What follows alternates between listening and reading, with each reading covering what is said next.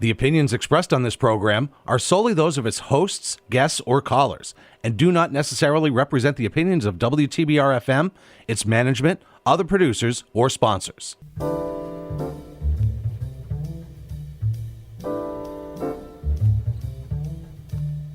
Hi, everyone. You're listening to Backstory. Let's hear it on WTBR-FM Pittsfield with Roberta McCulloch-Dews. Thanks for tuning in. Today we have with us Natalie Monroe. Thank you, Natalie, for being here with us today. Thank you, Roberta, for having me. Like I said, Natalie, you look absolutely amazing. Your skin looks absolutely beautiful. So definitely continue to get those rays of sunshine in because you are glowing. So I'd like to tell everyone a little bit about Natalie. Natalie is the D&I operations specialist and ERG coordinator at General Dynamics Mission Systems. And so in addition to her role at General Dynamics, Natalie is the proud founder of Embrace and Empower, Inc., a nonprofit organization currently in its startup stages, dedicated to providing culturally sensitive and inclusive mentorship, education, and advocacy for breast cancer patients, survivors, previvors, and caregivers. I haven't heard that particular term before, so definitely want to learn more about that later on in our talk. But Natalie, thank you so much. Let's get started. Okay. So, I always like to set the stage and kind of go back a little bit to the beginning, just to get a good sense of the person that I'm talking to. So you currently reside in the Adirondacks with your husband, your 4 children, and your granddaughter. But that's not where your story began. You are not like an Adirondacks girl. No, not at all. No. So you're like, you have strong Berkshire roots, but you're originally from Springfield. Yes. So I was born and raised in Springfield, Mass. Grew up there, went to church there. And then later on, I moved to the Berkshires. And I, have strong family roots in Springfield. But I spent almost an equal amount of time in Springfield as I did in Pittsfield. Okay. And when did you move to the Berkshires? So around 1995, I moved to the Berkshires. My father had passed away a few years before that, and my mom had passed away a long time ago. She passed when I was 15. And so it was just me and my sister. My sister was already living in Great Barrington with my grandmother, who everybody lovingly called Dodo. So she was out there with her, and I found myself needing someplace to go. And so I moved to Great Barrington with them. Okay. How old were you at the time? So I was probably 20. I was around 22, actually. 22, okay. Yeah. So I moved out there, and I loved it. But I always used to get excited about the Berkshires. That's one big thing. We used to spend summers out there, and my grandparents worked at Reed's Cleaners in Great Barrington. And so I would always get excited. My dad would wake us up as soon as we hit the bushes that had the GB. And so that was my excitement. I loved going out there and visiting.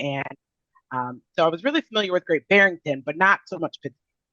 Now I have to ask, because you were in your 20s when you moved out here. That's you're very aware of what a community would have and what it doesn't have. And was it hard for you? I mean, was it hard for you to make the actual leap to be here full time versus what you saw in Springfield in a bigger city environment?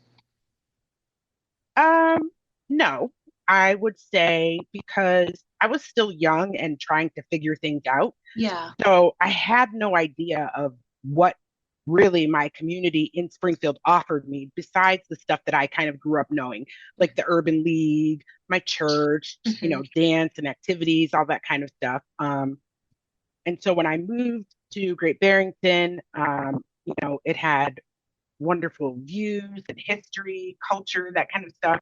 But I didn't really appreciate all of that stuff back then either. And I was working at Filene's at the Berkshire Mall. Yeah. And commuting. And then, we'll get into this part later, but I found out I was pregnant. So I decided I needed a place of my own, and I moved out to Pittsfield. Okay.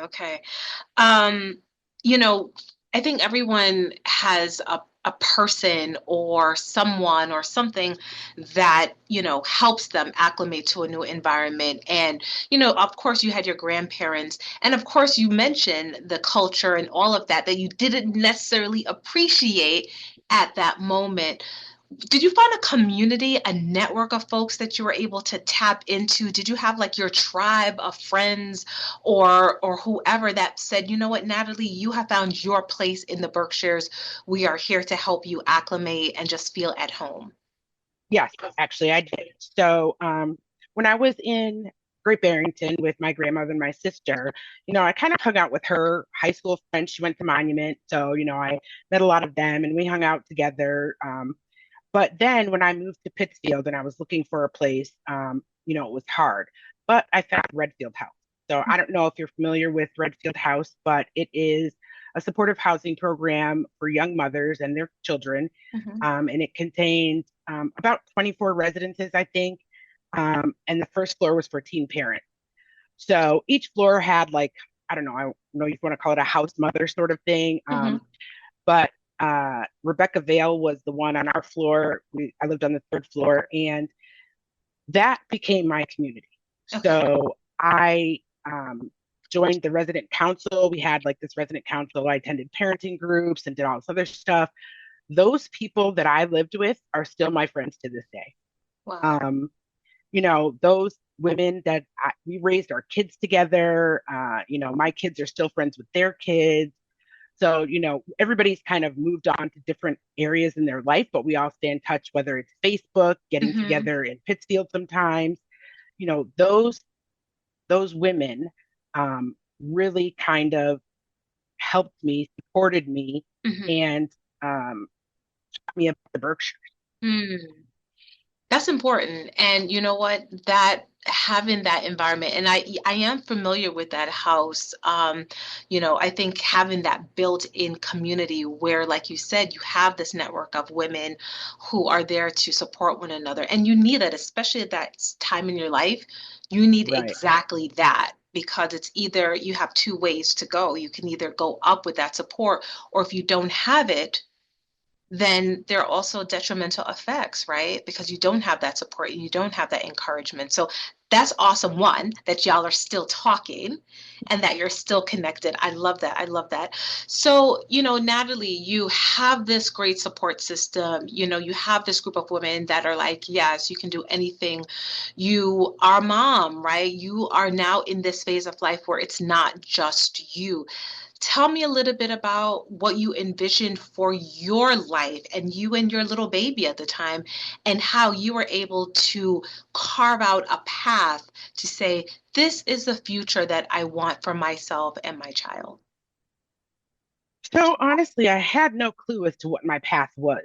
I have always worked, and so working was not an issue. I did end up having to leave school when I moved, before actually I moved. And so, I knew that was something that I wanted to finish. And I really just kind of like, I think, meeting the women there, joining the resident council, I think was very instrumental in teaching me how to give back and how to be a part of the community.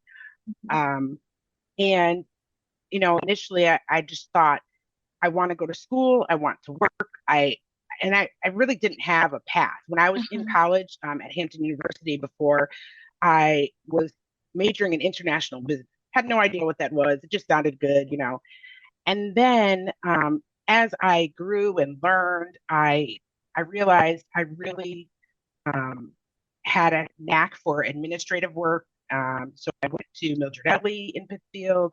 I went to a few different schools online, and at the end of the day, I found jobs in various different, businesses. But the ones that really stuck with me were the administrative jobs, and that's what I really liked. I liked being able to help, my boss or people, and so I really thought that was my niche. And then later on, I decided that HR, human resources, was really what I wanted to get into. And so I I kind of dug around there for a little while, but not Yeah. really sure what I wanted to do until, as you know, obviously many years later. But yeah, I think that really kind of uh, settling down Yeah. in Pittsfield Yeah. and finding that community. Um, you know, Berkshire Center, it used to be called Berkshire Center for Families and Children. Mhm. And one of the I want to say her name was Paula. I can't remember her last name, but you know, they were just very instrumental in getting us out there. We would talk to the community about Red House and about the positives, and so I think all of that kind of lent itself to learning more about Pittsfield and what I wanted to do. When I think about what you just said, Natalie, I think about where you are now and a retrospective of that Natalie at that time, looking back at young Natalie with her little baby, because now you're a seasoned mom, you're a seasoned professional, and looking back at that young Natalie, could you ever have imagined where you are now? Could you ever have imagined the life that you live now back then? No, when I was younger, my dream was go to school, get a degree, get married, have kids, do something, I don't know. And then, when I found myself a single mom, I thought, okay, well, maybe marriage isn't in the picture. And, it was taking forever to finish school and do these things. And so I was like, no, I never would have thought that my life would have been kind of on this trajectory. And now I love it. I don't think I would change anything, Yeah. because all of the experience that I've had have made me the person that I am and put me where I am now. But definitely, I think moving to Redfield was one of the most beneficial things that I've done in my life. And Redfield is still in operation today, right? It is, but it's just apartments now. So it's Oh. not right. So they don't have that anymore. I don't know if they still have a teen parent program. They used to Mhm. have that separate, but yeah, as Mm, far as like a place for single moms anymore, I don't think they do that.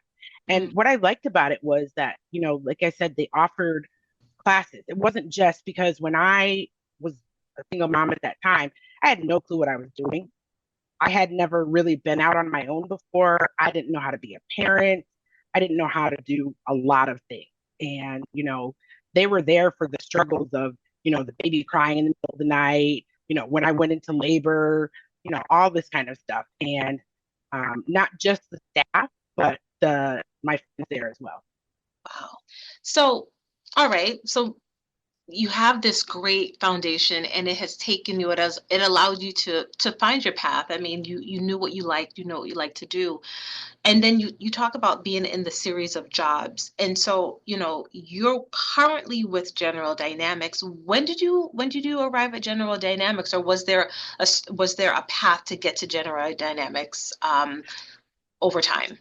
Yes. So initially, I started out in working for a company called Manpower that used to be downtown in Pittsfield. And I did temp jobs through them, mostly administrative stuff. And I was working at MCLA as an administrative assistant to the education department chair when I saw a job um, at General Dynamics open up and I applied. And that was 2011. And there were actually two jobs, and I applied for both of them. Um, and I got the one. It was an executive assistant for one of the VPs. Um, and I started working there. Oh my goodness, it was amazing. I thought, hey, I hit the jackpot. I was making serious money. Yeah.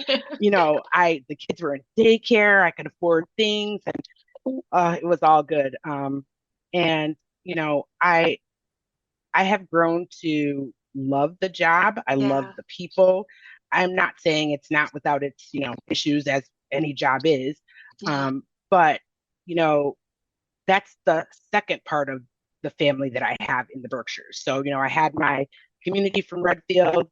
Then I started my job at General Dynamics, and they're like family. I mean, Yes. they really are like a family.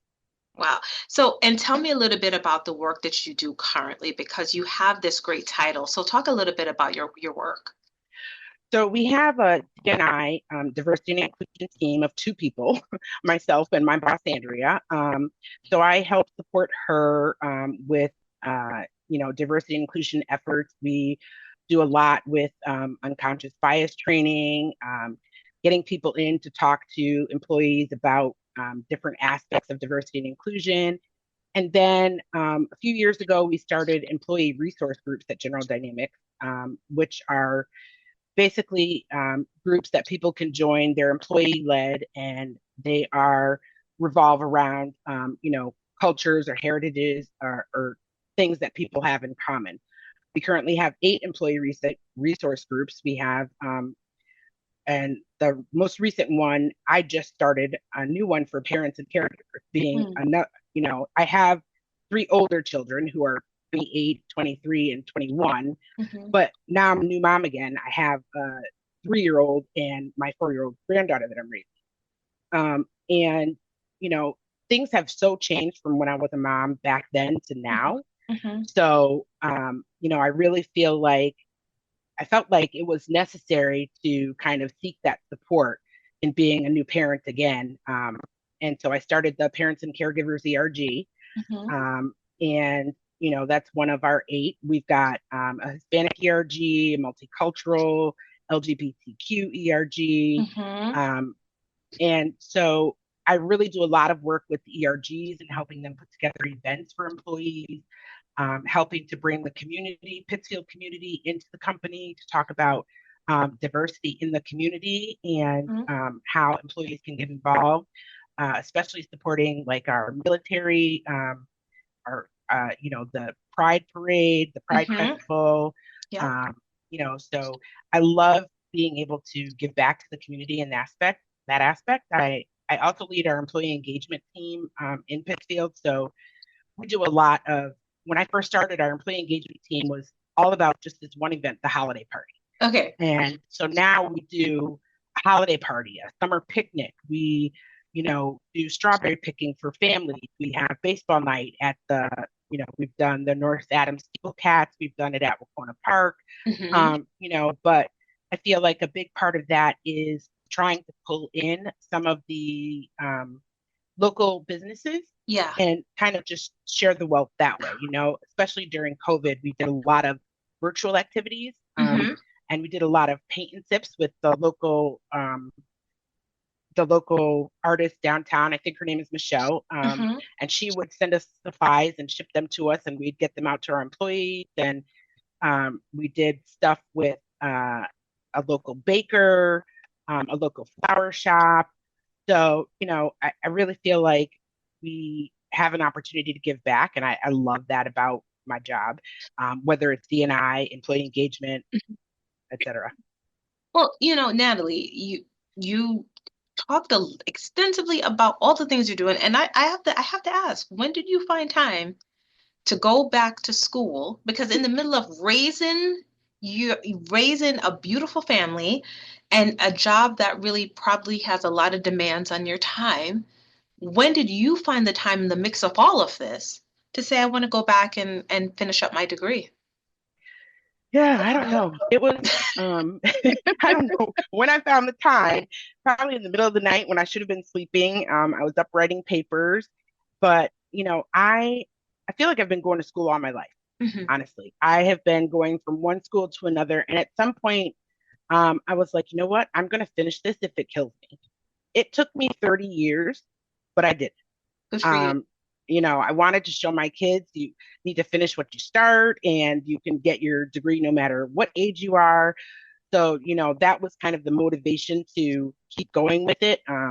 Even after, stops and starts and stops and starts and all these different things. So, and last year I graduated with my bachelor's in strategic human resources from Bay Path University. Thank you. And I specifically chose a school that was local. It's in Long Meadow, so it's out towards the Springfield area, because I wanted to walk across that stage. There was no way I was not going to walk after all the hard work I've been putting in, after all the effort, time away from my kids, my family, late nights, everything. I wanted people to see me walk across that stage. Nice. Well, congratulations. Thank you. Congratulations. It's a thrill. And you talk about that sacrifice. And I know definitely all the blood, sweat, and tears that goes into a lot of it. And you definitely feel torn. And, I think when I asked that question, how did you find the time? Like it's in some ways it's a little bit of a misnomer, right? Because you never quite find the time. You make Right. it, right? Right. You have to figure it out. You make it, and somehow you get it. But it's never quite just there waiting for you to say, hey, just, here's an empty hour. I have nothing absolutely going on. I'm just going to fill it with some reading, and there you go. Yeah. Like, that's not how it works. There's a lot of grit and a lot of sacrifice. And on the other side, when you're on the other side and you're reaping the rewards of that, a lot of times people don't see the hard work that goes on behind the scenes. They don't see everything that you just described, those sleepless nights, the times when you can't make a game or you can't do something because you have to study or write that paper. So, Right. Or when I'm calling my sister going, yeah, I've got a paper to write, help, or, you know, she was really my sounding board, and she was yeah, also going to school at the same time. yeah. So, that kind of helped, at times we would help each other out with homework, Hmm. or, if she didn't understand something, or if I had a question about something. So, having the support of family and friends is really important when you're doing that and Yes. when you're going back to school. Well, Natalie, before we go any further, I want to take a quick 30-second break, and then we'll be right back. Whoa, like, what exactly is happening here? 89.7 WTBR-FM, Pittsfield. Support for WTBR comes from Greylock Federal Credit Union, proud to support high school arts and sports programs. Greylock Federal, opportunity grows here, with locations throughout the Berkshires and online at greylock.org. And from Evco Hypnosis. Want to lose weight, quit smoking, sleep better, or relieve stress and anxiety? Evco Hypnosis is here to help you become happier, healthier, and stronger. Call 413-212-0283 or go to evcohypnosis.com. That's EVCO hypnosis.com.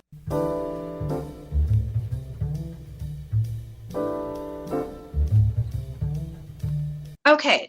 For my listeners just tuning in, my guest today is Natalie Monroe. She is the D&I Operations Specialist and ERG Coordinator at General Dynamics Mission Systems. And Natalie is also the founder of Embrace and Empower, Inc., a nonprofit organization. And Natalie, we're about to segue into why that latter role is so important, because not only did you have a major accomplishment in 2023, but it was also a big year for you because you were diagnosed with breast cancer.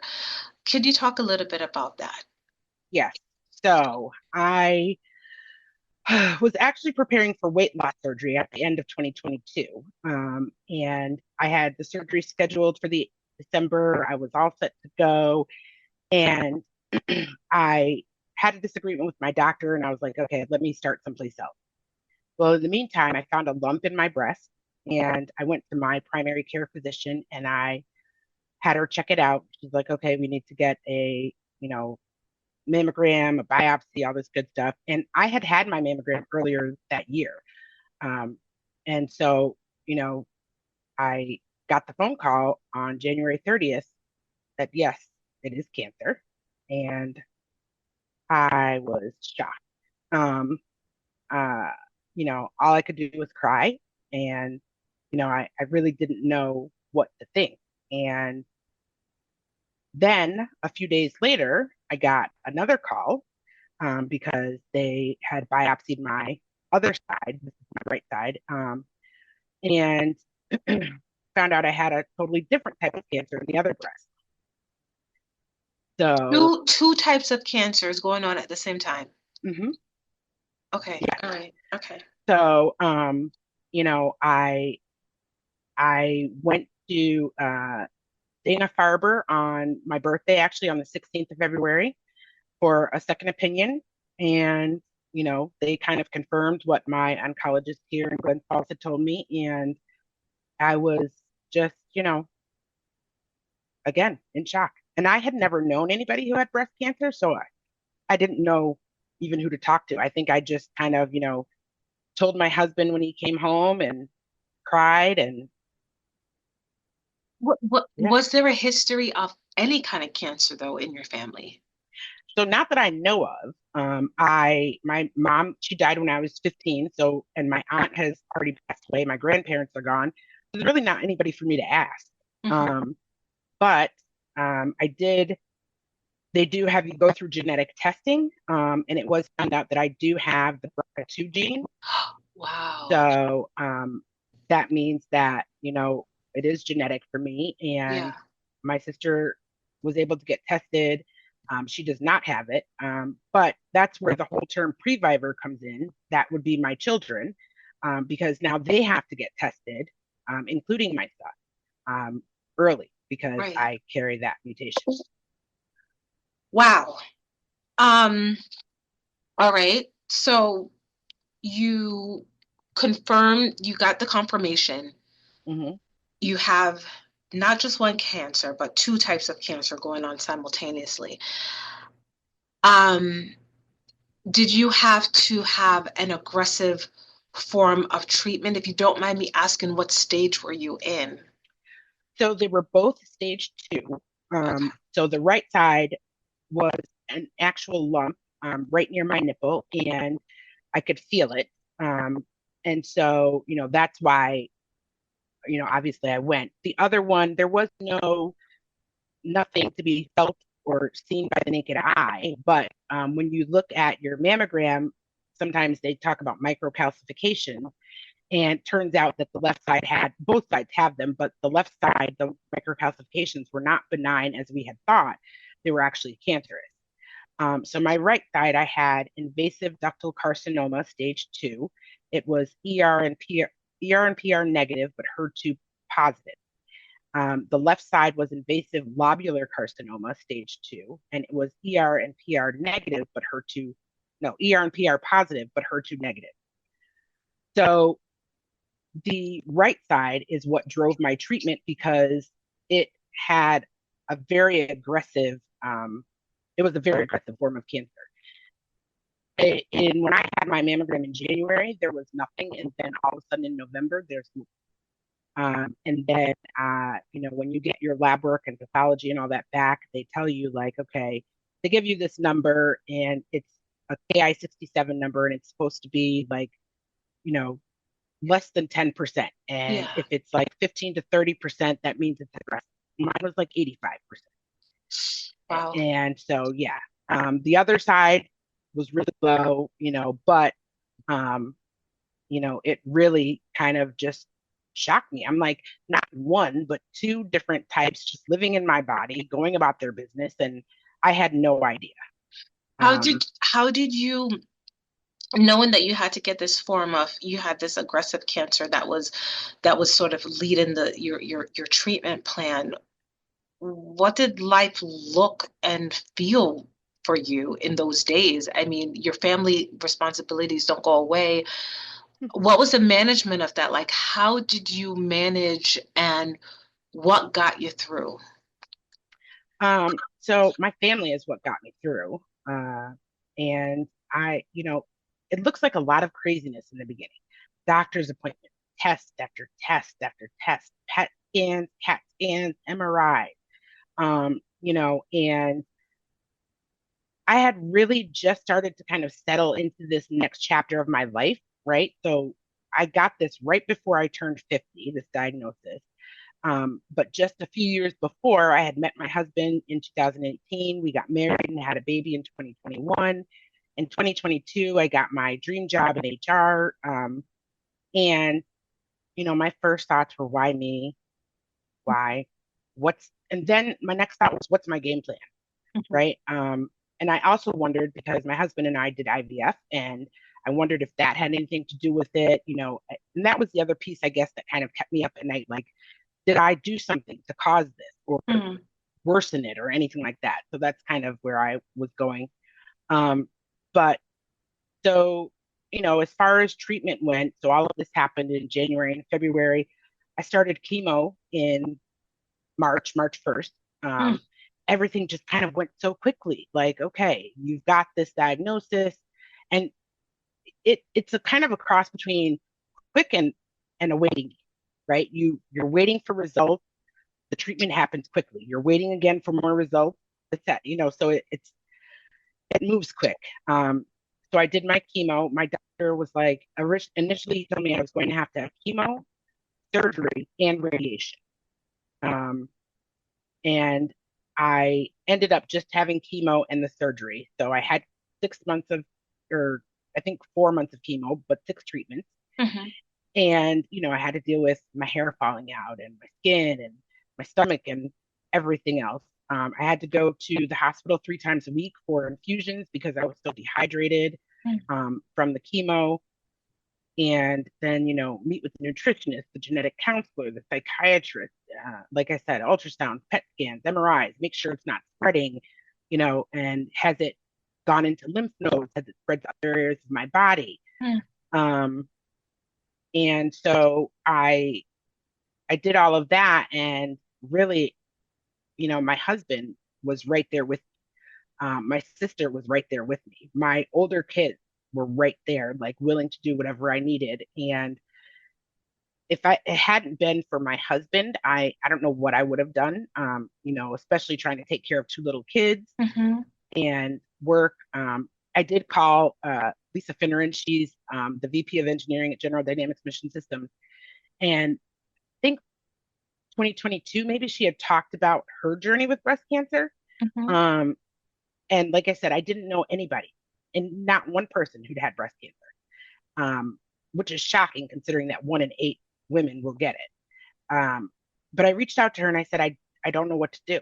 I don't know where to even start. And she's like, relax. She's like, don't worry about work. She said, work will be here when you are done with your treatment and everything else. And, that was, of course, another concern, right? Money coming into the household and all that stuff, and my job. And so, yeah. But I reached out to her and she was very supportive. Actually, all of General Dynamics was. And I also reached out to Chef Nick Moulton. I don't know if you've heard of him. He works at Meze. I feel like I've heard the name before. Yeah. So, and I don't know him, right? But he had shared on Facebook a while back that he had brain cancer. And so, that was one other person I knew. So I was like, hey, I sent him a message on Facebook Messenger, like, I was just diagnosed with breast cancer. I don't know what to do. He sent me this long message back and was like, you've got this. I'm here for you. What can I do? Blah, blah. I was just shocked by his support and understanding. And by the support of my VP of engineering. And then, of course, my boss and everybody else, I joined Facebook groups, Facebook groups for Black women, Facebook groups for integrative healing, Facebook groups for, like all different Facebook groups for states and everything. It was a lot. And did you feel like through connecting, it seems like you went into go mode? One of the things that you first said, Natalie, at the very beginning, you said, what's my game plan? And it seems like you went into a go mode that you said, I need to do this. Did you know instinctively, just as how you had that Redfield community way back when, it almost seems that you needed now to refashion and get into a new community that could help support you through this phase of your journey. Did you find that with the groups that you had been a part of? No, not really. Okay. The groups were helpful. They really were. But it's not the same as connecting with somebody in person. And, a lot of the questions that I had, I felt like they were also being asked in the group. So it wasn't like there were really answers.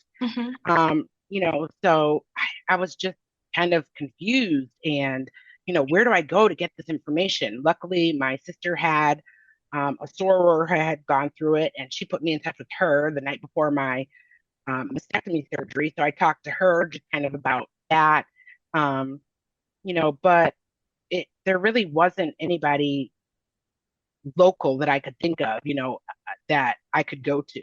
The nurse navigators at the hospital were great. They were helpful.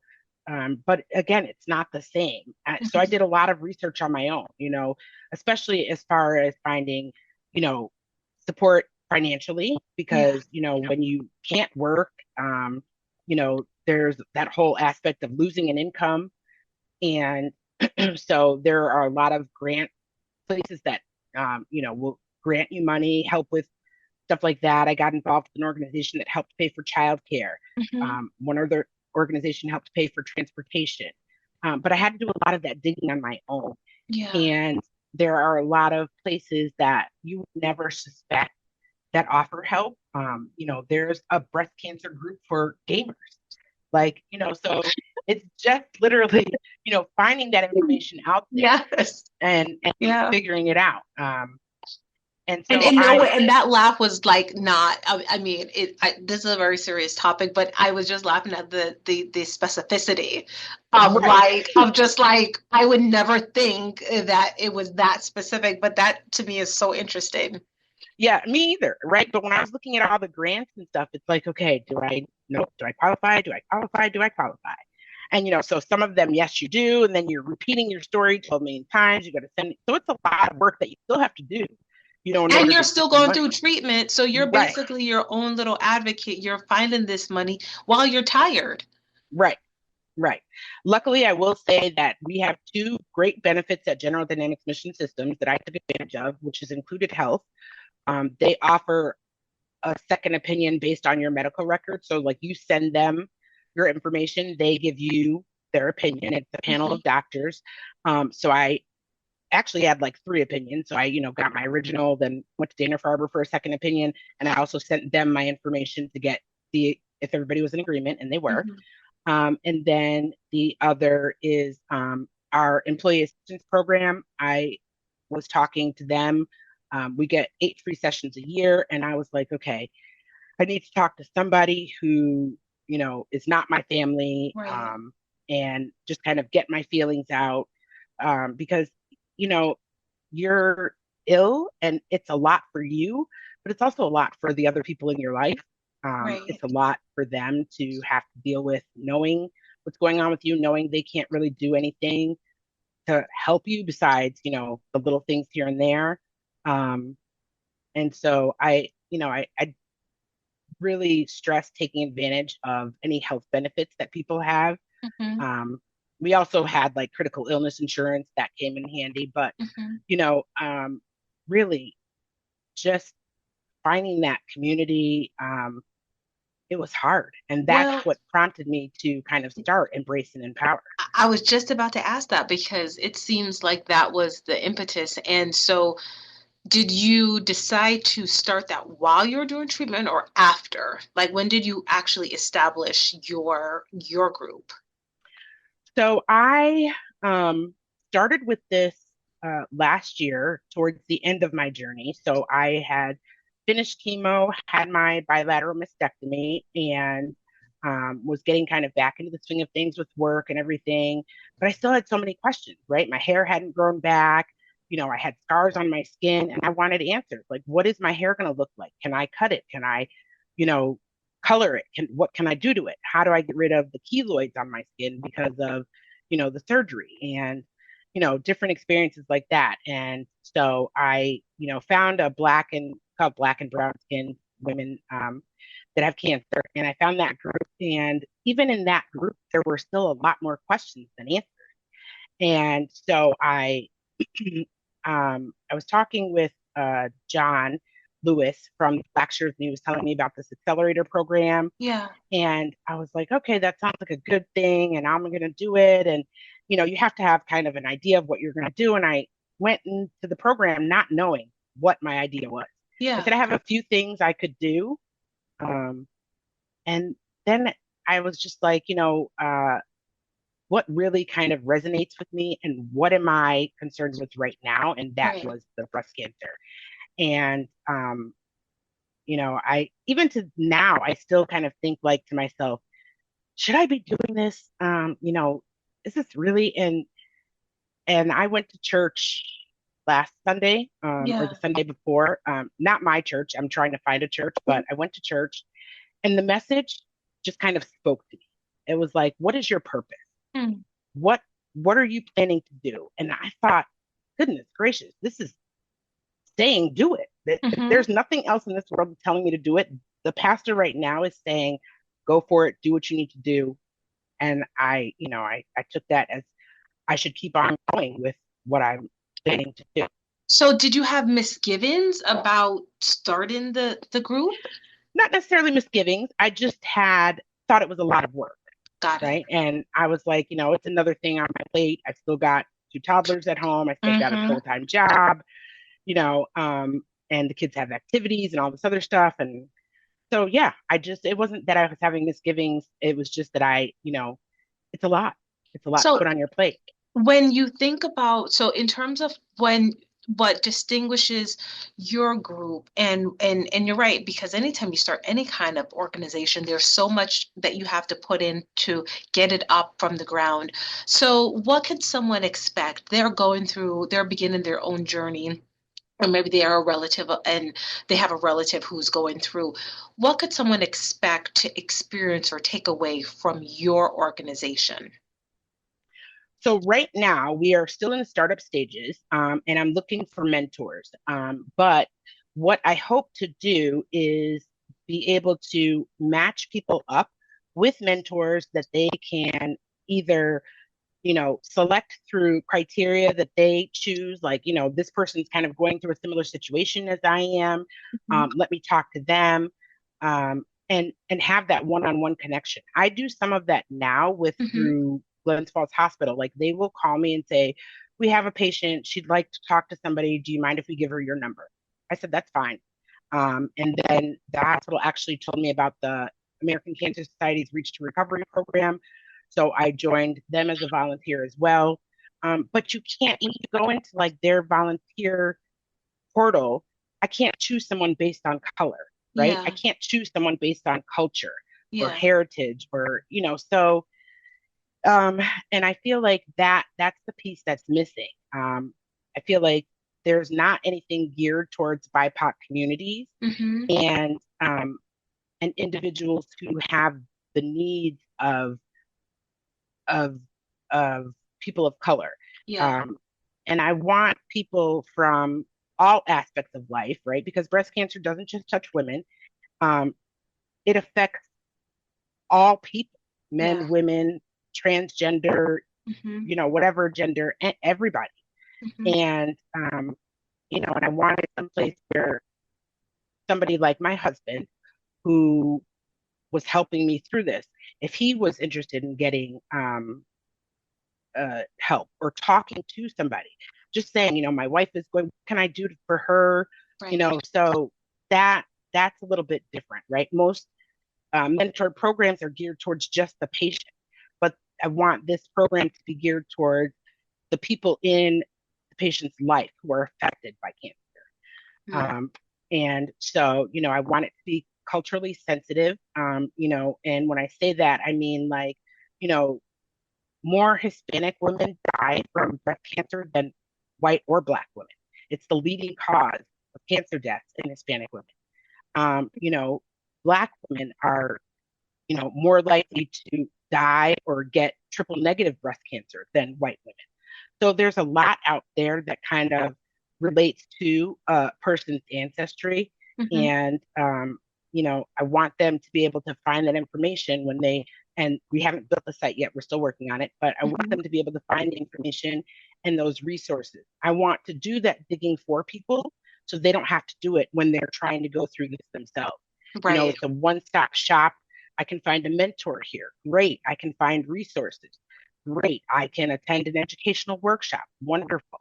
I can learn more about African Americans and breast cancer, or more about breast cancer and transgender people. So, I really want it to be inclusive and, like I said, culturally sensitive. And I think that's going to be the major differentiation. Natale, we're going to take one quick break and be right back in a second. Oh, yes! 89.7 WTBR-FM Pittsfield. Support for WTBR comes from Berkshire Community College. BCC provides access to higher education to everyone in Berkshire County and beyond, offering more than 50 high-quality programs, small class sizes, and an affordable education to help their students of all ages achieve their dreams. At BCC, their middle name is community. And from Tim's Lawn Care. It's almost time for spring cleanups. Tim's Lawn Care can also take care of your landscaping, lawn care, mulching, and more. Tim's Lawn Care, 413-281-4222 and online at timslawncarelandscaping.com. For those listeners just tuning in, my guest today is Natale Monroe. She is the D&I Operations Specialist and ERG Coordinator at General Dynamics Mission System. Natale is also the founder of Embrace and Empower, Inc., a nonprofit organization.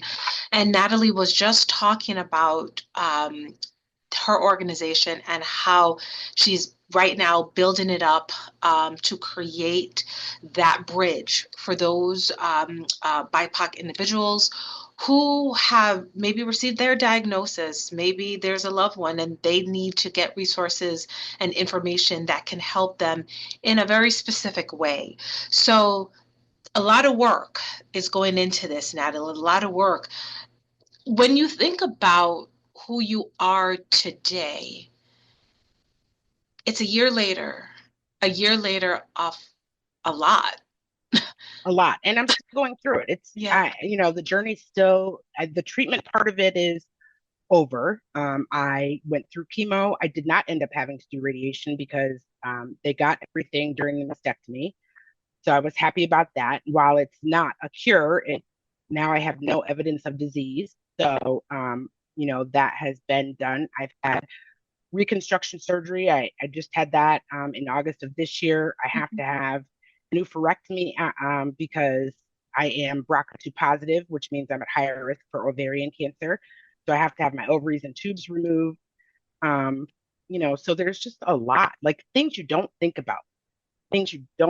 I'm so glad I'm over my childbearing years, but it's a lot.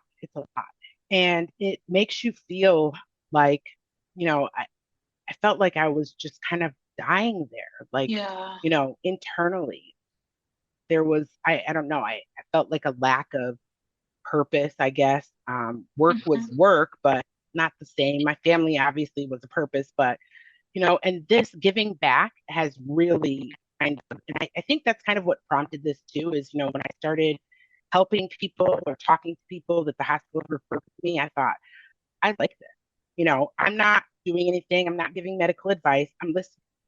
That's what they need. Somebody who understands, somebody who's going through the same thing, who's going through those challenges, who can understand that, I've got to take this drug for the next 5 years and it makes my body feel lousy, or, I have to get, nipple tattoos, or, I want to, it put me into early menopause. So, there's just a whole host of things that, you don't think about when you think about cancer and the side effects. So it's a long journey. But I feel like that aspect of me helping out other people is really part of my own healing journey. Wow. Your strength, Natale, I think about the tremendous strength that you have. Because like you just said, your journey is continuing. I mean, to mention that you're going to have to face another set of more surgeries, right? And you're not broken. You're here, you're smiling. I remember I ran into you at an event earlier, a couple of weeks ago, and you were smiling, you're in good spirits. And if you hadn't told me, I would not have known. And so you have been able to still, in the midst of all that you've gone through, still maintain your sense of your wonderful spirit. And, I always say too, that people are allowed to have their days, because, sometimes people think that, you hear, and I've heard this too. And I have to tell you, sometimes I feel like when people say, and they never complain, I'm like, but what if they did? So what? Right. Oh, What if and they I did? did. As if to say that as a badge of honor that you must shoulder something that you're going through and not complain. We all have days. We all have days when we cry. We all have days when we're like, this is too much. We all have days when we're like, and there's nothing, it doesn't take away from your courage or your bravery or any of that because you had a day where you just felt like this is too much. Right. And I've had those days, believe you me. I have cried, eaten myself silly, and at the end of the day, it's just a way to get what I'm feeling out. Hmm. And now that I've done that, okay, but it's time to move on. Pick up and regroup. Let's keep going.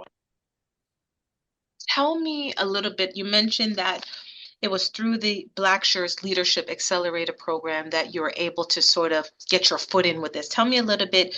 You graduated from this program. I did. Yeah. So tell me a little bit about that. So it was great. Actually, I was a little nervous going in to it. Like I said, I didn't have any idea of what my project would be, so to speak. And I had a list of them and I wrote them down and then talked to the mentors. And I was like, oh, okay. And then it just kind of jumped out at me like, hey, this is your project. But the leadership was great.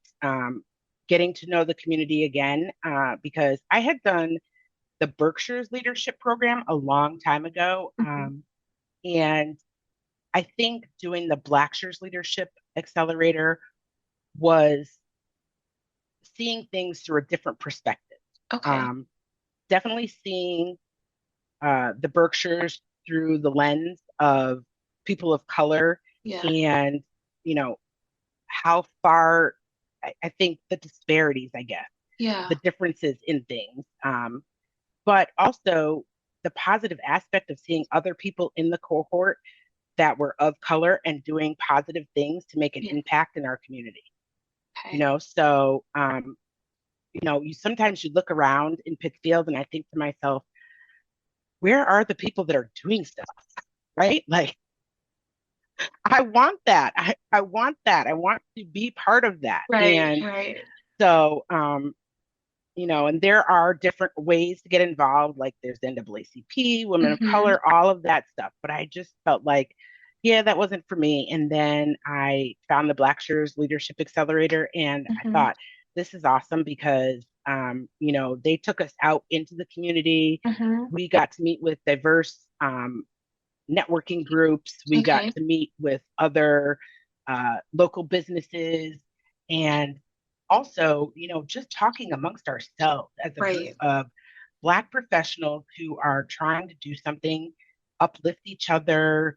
So it was an awesome feeling and really generated some much needed, I think, hope and encouragement for those of us that wanted to make a difference in the Berkshires. And I think, Natalie, to your point, I always say there's a lid for every pot, right? I know it sounds real simple, but you get in where you fit in, right? And so there's so many different groups, and it's about finding where you feel like you can make a contribution, and also where you think you're getting the most out of it. You want to be able to, especially when time is such a commodity, and very limited for so many of us. You want to be able to do something and give up your time and your energy in something that you feel is most impactful to you. And I think that's the beauty. You find there's so much available here. And if any encouragement too, for people to look into what's out there so they can make an informed opinion of what they want to get into. And you found your place with the Blackshares Leadership Accelerator program.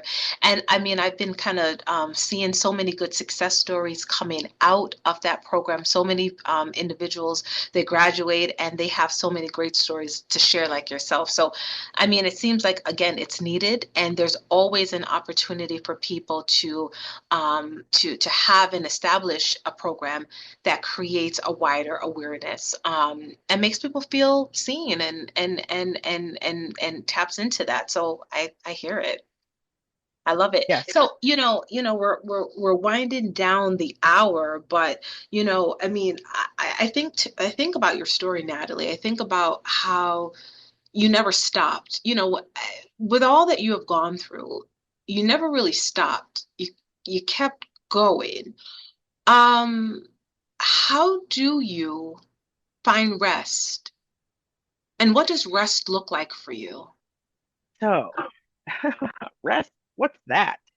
Um, you know, I think that this journey through breast cancer has really taught me the importance of self-care. Um, because, I know it's cliche, but they say if you don't take care of yourself, you can't take care of anybody else.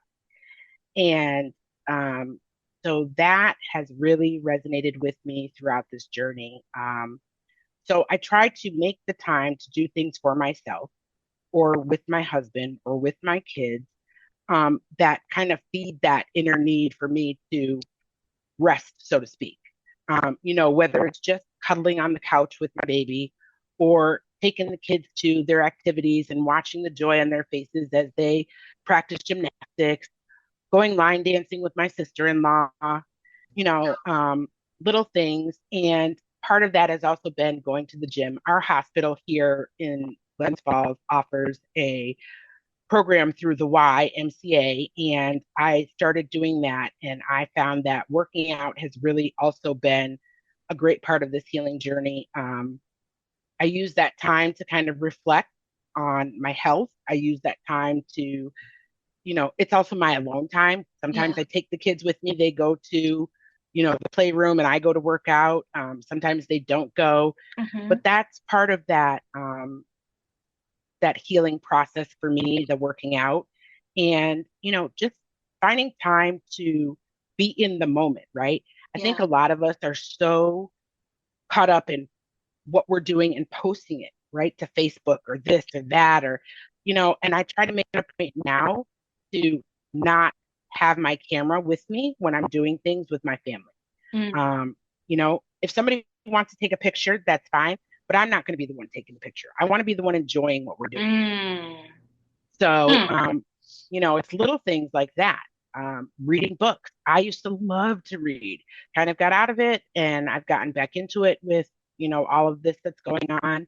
And I don't care if it's 15 minutes while the kids are at class or, Yeah. 10 minutes in the car while I'm sitting in the Yes. car before I come in the house.